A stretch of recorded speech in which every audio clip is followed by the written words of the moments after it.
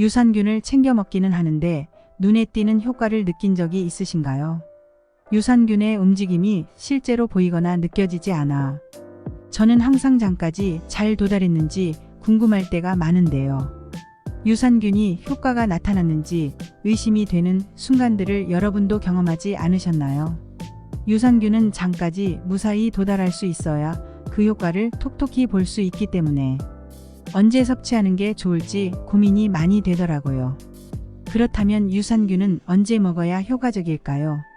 식전이냐 식후냐 의견이 굉장히 분분한데요. 헬시인포에서 유산균 섭취는 언제 하면 좋은지, 어떻게 해야 효과적으로 섭취하는 것인지 확실히 알려드리려고 합니다. 유산균의 효과를 보기 위해서는 몇 가지 조건이 있습니다.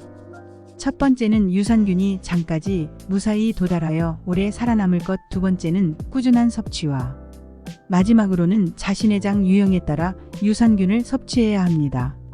자세히 살펴보겠습니다. 첫 번째, 장까지 얼마나 안전하게 도달하는지가 중요합니다. 유산균이 장까지 무사히 도달하기 위해서는 위산과 담즙이라는 큰 관문을 잘 거쳐가야 합니다. 만약 위산에 의해 유산균이 다 사멸해 버리면 유산균을 섭취하는 의미가 없어지게 되는데요. 비싼 돈을 주고 산 유산균 열심히는 먹지만 모두 죽어버린다면 돈을 버리는 것과 같은 이치겠죠. 그래서 유산균이 오래 살아남을 수 있는 시간대에 섭취를 하는 것이 중요한데요. 제일 먼저 자신이 드시는 유산균의 섭취 방법을 살펴보시는 게 좋습니다. 제가 섭취하는 유산균은 식전, 식후 상관없다고 적혀 있더라고요. 그래서 별 생각 없이 편하게 섭취했는데 저와 같이 식전과 식후 상관없는 제품이 아니고 공복 식후 식전과 같이 정확히 시간대를 명시해 놓은 유산균인 경우 시간대를 잘 맞춰 섭취하는 것이 좋습니다. 공복에 유산균을 섭취하는 경우와 식간 공복과 저녁 식사 후 취침 전 공복이나 아침 공복이 있을 텐데요.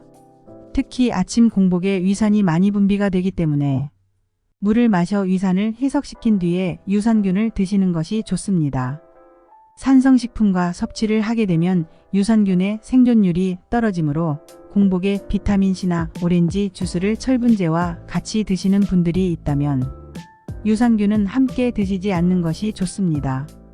또 평소 위장이 약한 분들이라면 유산균을 공복에 섭취하게 되면 위의 산도를 변화시킬 수 있기 때문에 오히려 이런 분들은 식후 복용이 좋습니다.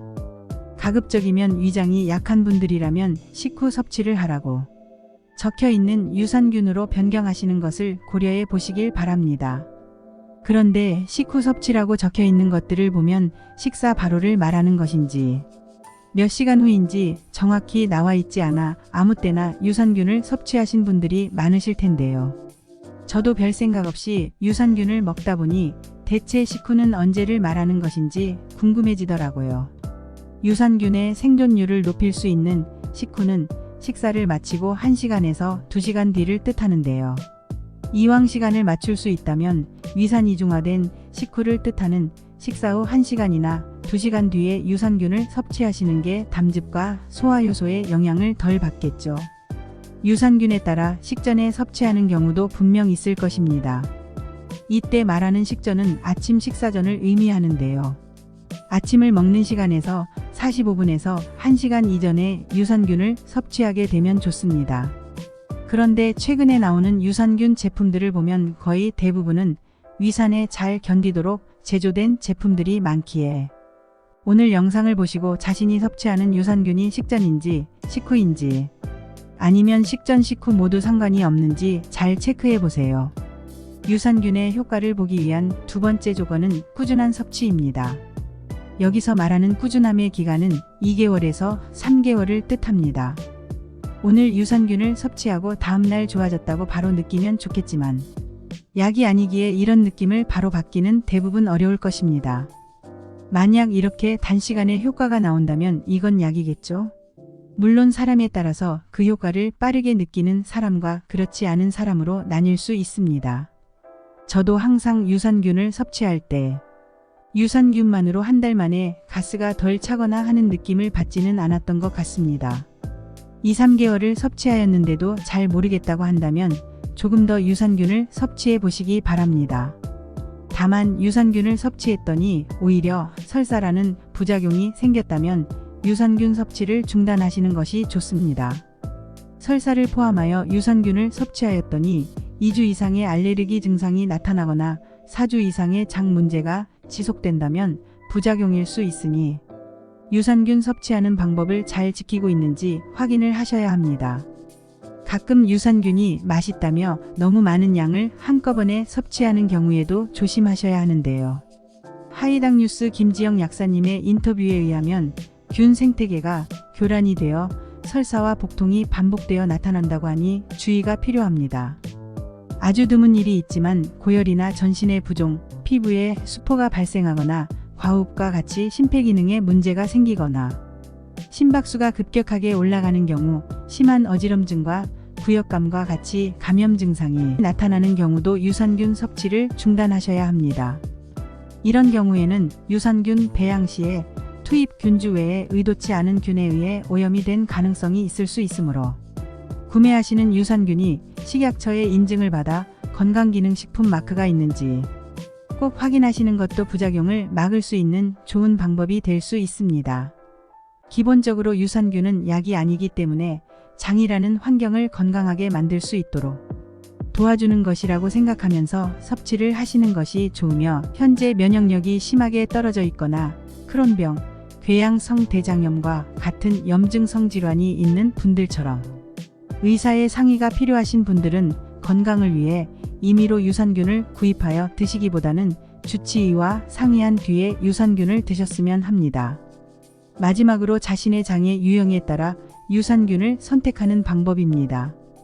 장도 사람마다 환경이 모두 다르기 때문에 평소 자신이 화장실을 자주 못 가거나 오래 변기에 앉아 있어 쾌변이 필요한 사람인지, 육류나 인스턴트의 식사를 즐기는 편인지 먼저 체크를 하셔야 합니다. 이런 유형의 사람들은 브리스톨 배변 척도에 의하면 변이 딱딱한 분들이 많고 대부분 장을 느리게 통과하는 유형일 것입니다. 브리스톨 배변 척도는 장 생태계 활동성과 수분 상태의 차이를 반영하는 수치를 뜻하는데, 장 환경이 건강한지 확인하는데 참고하는 지표를 말합니다.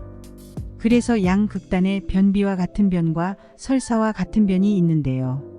오히려 스트레스나 예민함에 의해 복부에 불편한 기분이 들거나 가스가 자주 차는 사람들, 긴장하면 화장실에 자주 가는 사람과 같이 예민한 장으로 일상생활에 불편함을 느끼는 사람이라면 이런 분들은 대부분 변이 묽을 수 있고 장을 빠르게 통과하는 유형일 것입니다. 자신의 장의 유형에 따라서 어떤 유산균이 들어있는가를 보시면 되는데요.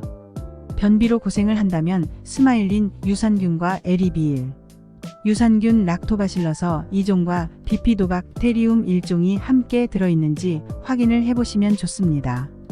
반면에 설사로 고생을 하시는 분들이라면 UAS, UABL A-12와 DDS-1이 들어있는 유산균이 도움을 주실 겁니다. 너무 복잡하고 어렵다고요? 그렇다면 근처 약국에 가서 자신의 장 상태를 설명하시고 관련된 유산균을 추천받는 방법이 가장 좋습니다. 극심한 변비나 설사로 만약 고통을 받으신다면 제일 좋은 방법은 병원에 가는 것이니 유산균을 약처럼 생각하지 마시고 꼭 병원에 가셔서 의료진의 진찰을 받아보시길 바라겠습니다. 오늘의 내용을 정리하면 유산균은 자신이 구입한 유산균을 언제 섭취해야 하는지 정확히 명시되어 있는 방법으로 섭취를 하시길 바랍니다.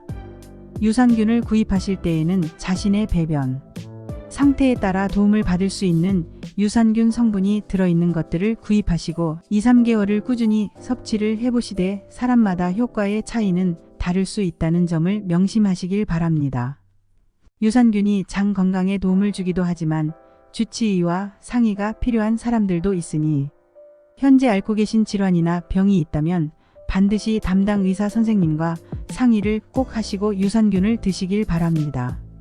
오늘 영상이 좋으셨다면 구독과 좋아요, 알림 설정까지 부탁드리겠습니다. 오늘도 건강한 하루 되세요.